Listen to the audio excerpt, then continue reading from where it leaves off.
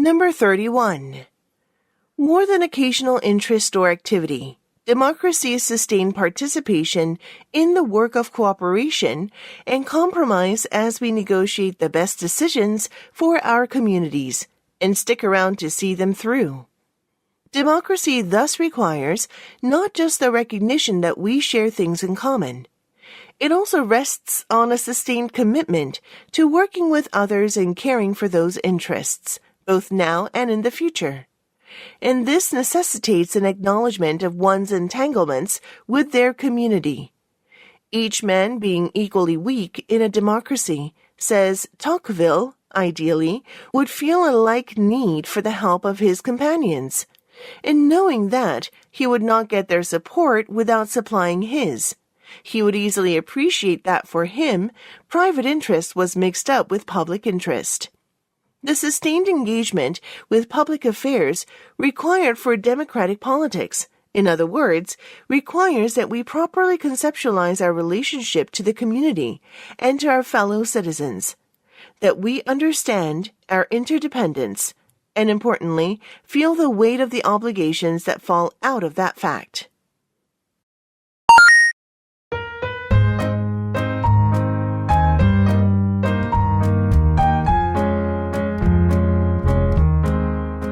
누구인가? 지금 누가 기침 소리를 내었어? Number 32. Near Stevie's home is a skateboard park, where she watched young people skate up unbelievable angles for hours on end. She's seen the young men, with an occasional female here and there, fall, scrape elbows, rip the skin off knees, and continue to do it again. One time she asked one of the skateboarders why. His answer, "Because I know I can do it." The skateboarder, like others engaged in challenges, had a strong sense of efficacy, convinced that he would eventually be successful. He was in control and worked hours on end to achieve a goal that he was certain he would attain. In contrast, Stevie asked her nephew why he didn't spend time at the skateboarding park. Randy's answer was simple. "I could never do that." And he didn't try. If students doubt their competency, they lose interest, divert attention from their limitations, or flee.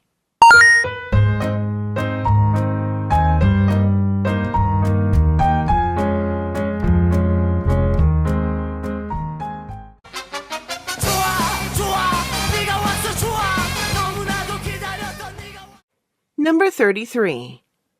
Athlete leadership is defined as an athlete who occupies a formal or informal leadership role within the team and influences team members to achieve a common goal. To some extent, this definition challenged the traditional characterization of leadership as a unidirectional, hierarchical system and replaced it with a fluid, inclusive, and interactive form of leadership. As such, the definition implies that multiple athletes can perform leadership. This is evidenced by the fact that athletes can occupy formal leadership roles or an informal leadership role that emerges based on athletes' interactions and communications with their teammates. Therefore, athlete leadership can be viewed as a form of shared or distributed leadership among teammates.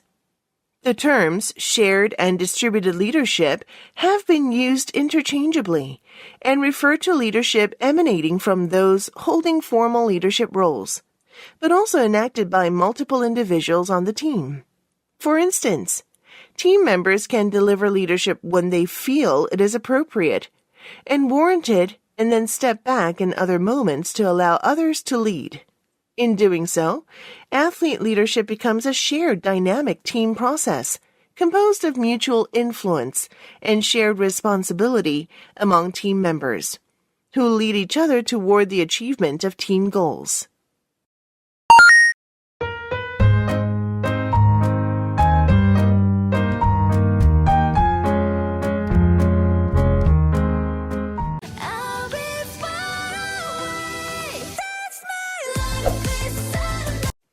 Number 34.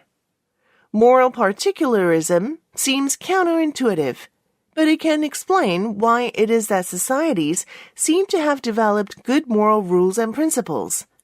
It's not surprising that similar cases demand similar responses, and so patterns emerge in moral judgments. For example, if in 99 particular cases out of 100, lying is found to be wrong, it's easy to decide that lying is wrong, should become a rule. At the level of the rules themselves, similarities also become evident, and so it becomes possible to abstract from collections of rules to even more general principles. It becomes, then, helpful to formulate these rules and principles in theories, codes, and laws. But the important thing to remember here is that rules and principles originate in particular judgments about which individual acts are right or wrong. They do not themselves determine these judgments. Morality works from acts up, not principles down.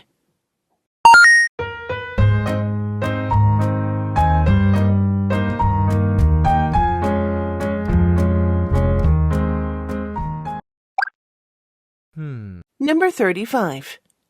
Many people intuitively think that the more feedback given, the greater the gains in learning and performance.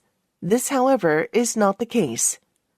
While athletes do need a higher frequency of feedback initially to develop an understanding of the movement being learned, those who are refining their skills should actually receive less. When feedback is given too often, athletes become accustomed to receiving it. As a result, rather than evaluating the sensory information produced by their responses, they will simply wait for the coach to tell them what they did and how to fix it. Possible reasons for this are that they are forced to do more of their own problem solving, and they devote more of their attention to available intrinsic feedback. This results in passive learners whose dependency on their coach not only slows down skill development, but can also have damaging effects on performance when feedback is withdrawn, as it often is during competition.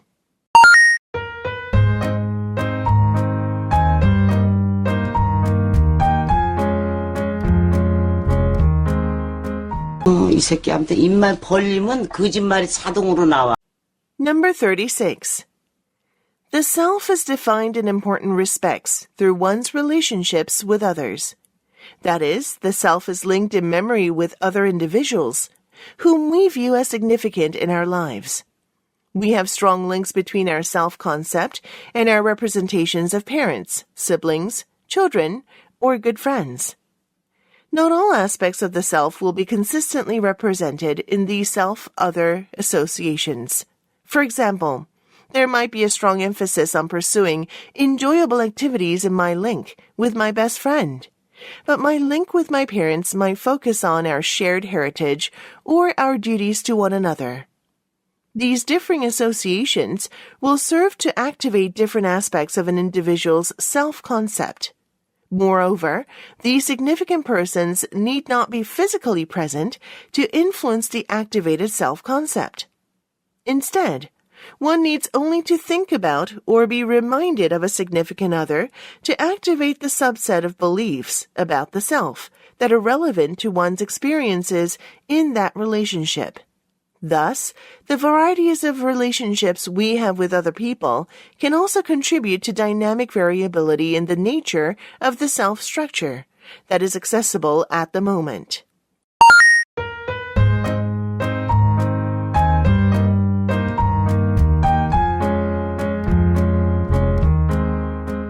이건 너무한 거 아니냐고. Number 37. The benefits of organic chemistry have been enormous, but it is also important to appreciate the drawbacks.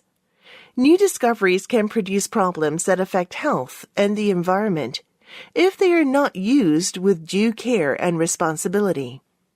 Unfortunately, such problems can lead to a distrust of new technology in general, and chemicals in particular, an attitude that has been defined as chemophobia. The very word chemical is considered by some to indicate a toxic or polluting compound synthesized by the chemical industry. The truth is that the word chemical is a generic term that covers both natural and synthetic compounds. There is also a misinformed belief that synthetic compounds are inherently dangerous, whereas natural chemicals are much safer. Nothing could be further from the truth. Some of the most lethal toxins known to science come from the natural world, while many synthetic compounds are extremely safe. It is also not fully appreciated that a naturally occurring compound synthesized in the laboratory is no different from the same compound extracted from a natural source.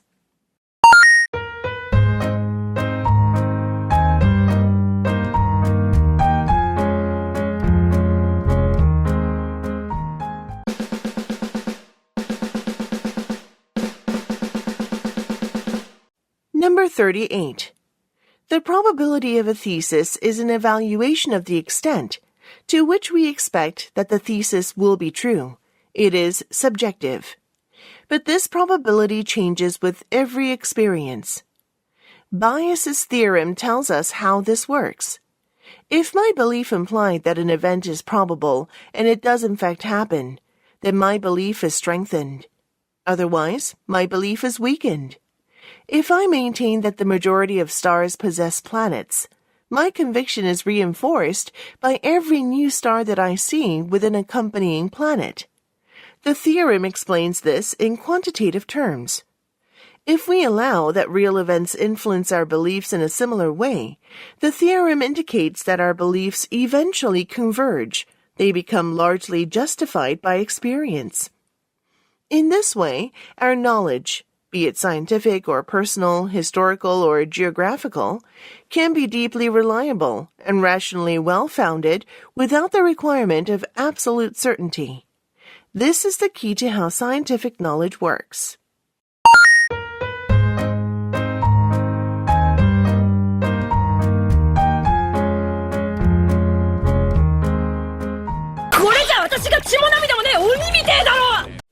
Number 39.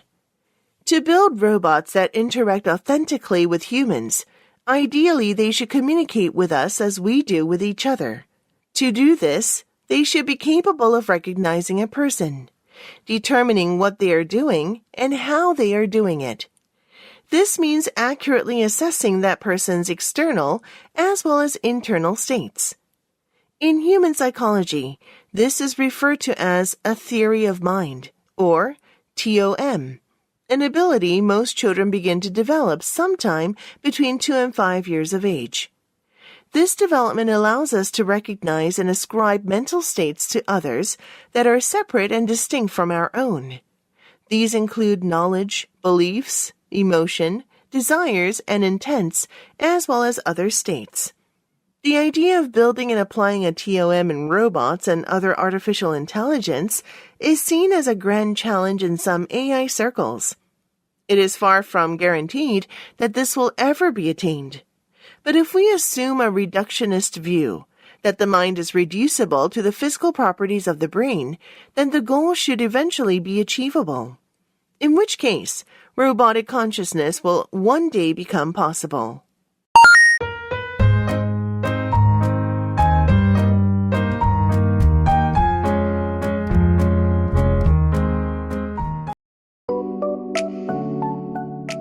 Number 40.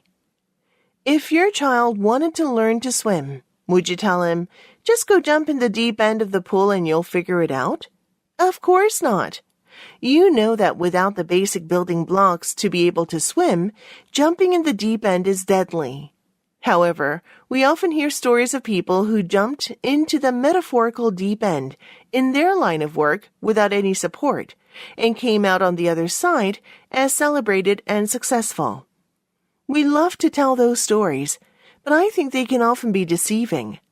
It makes us believe that mastery and success is a byproduct of blind risk-taking, rather than calculated, willful steps into the unknown.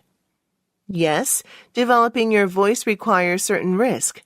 You cannot grow without taking chances with your work.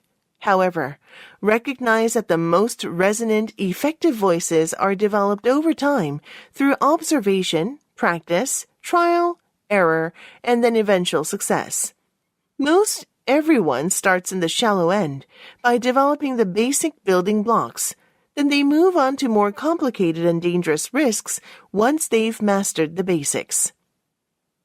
Stories about success attained by taking bold risks are often misleading, for mastery and success comes from gradually taking chances after developing necessary basic skills.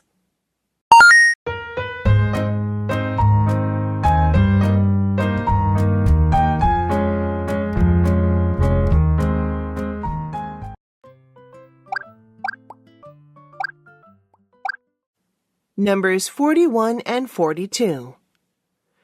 Knowing how refers to skills, such as knowing how to jump rope or knowing how to play the pipe organ. This form of knowing requires abilities, techniques, and a competence in performance that is typically earned through practice. Is not knowing how a type of ignorance? The question is not easy, because the answer seems intuitively to turn on the sort of skill we have in mind. When an activity has a relatively low cognitive component, we are less likely to say that not knowing it constitutes ignorance.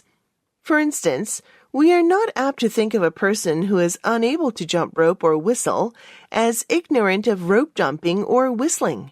She is simply unskilled. Knowing how to play a pipe organ, however, is more complex. It requires difficult subsidiary skills as well as esoteric propositional knowledge. In such cases, not knowing how does seem to entail ignorance. In short, it appears that we apply the term ignorance to not knowing how when referring to a complex skill in which are entailed significant cognitive, knowing that, elements. In such cases, one is both unskilled and ignorant of certain relevant knowledge. Gaining propositional knowledge alone will not, of course, make one skilled. "本気でやれ。もっと欲張れ。